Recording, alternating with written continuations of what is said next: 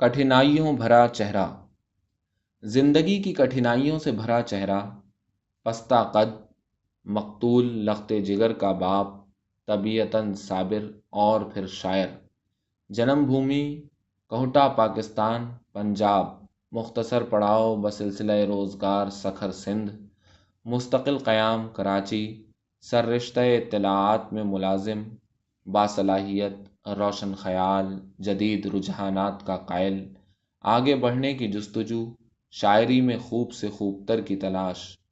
शेर कहने की इब्तिदा ज़फ़र वाल से की, सखर में कदीम शहर के मोहल्ले ज्ञानचंद में यावर मेहदी के एक शिकस्ता और बोसीदा मकान में आरज़ी क़याम के दौरान, कदीम सखर की अदबी महफ़िलों में जहाँ शेख अयाज़, हसन हमीदी, आफाक सिद्दीकी, निखत बरेलवी, सोबू ज्ञान चंदानी, डॉक्टर तनवीर अब्बासी, शौकत आबिदी, डॉक्टर मुमताज़ अहमद ख़ान, रिज़वानुल्लाह ख़ान, अब्दुल रज़्ज़ाक़ राज, फ़त्ताह मलिक, हसन अकबर कमाल, रशीद भट्टी और मरगूब राहत शरीक होते, साबिर ज़फ़र बाकायदगी के साथ शामिल महफ़िल हुआ करते और अपने खूबसूरत अशार तनकीद के लिए पेश करते।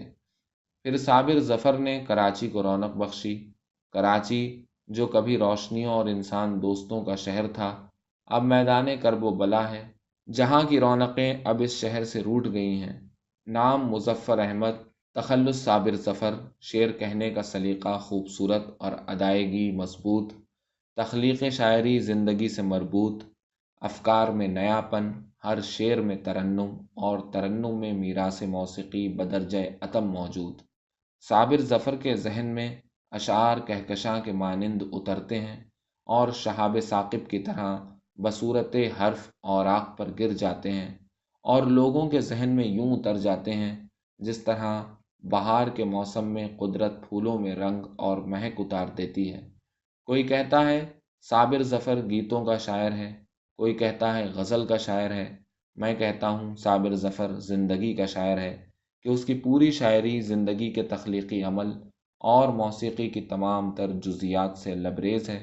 ये कहीं से गीतों भरी आवाज़ आती है तो कहीं से गज़लों का मुतरन्निम सुर। शायर तो ज़िंदगी को नगमगी अता करता है और फ़ना हो जाता है, जैसे मोमबत्ती रोशनी देकर पिघल जाती है। साबिर ज़फ़र भी एक रोज़ अपनी शायरी की लताफ़तों, खूबसूरतियों और सुरों को रोशनी अता करके ख़ुद पिघल जाएगा कि पिघलना ही तो शायर का मुक़द्दर है।